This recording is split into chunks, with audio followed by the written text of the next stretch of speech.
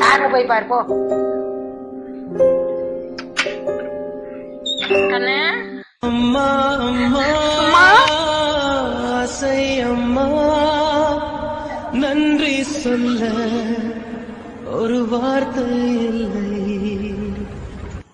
அத்தை உங்களை யாரு இப்ப இங்க அழைச்சாங்க? விடுமா, பரவாயில்லமா. சாப்பிட்டியாமா?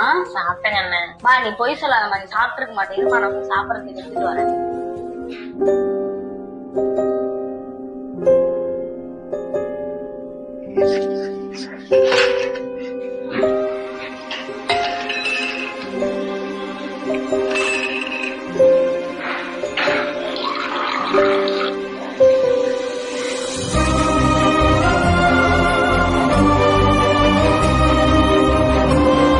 மாசம் வேலை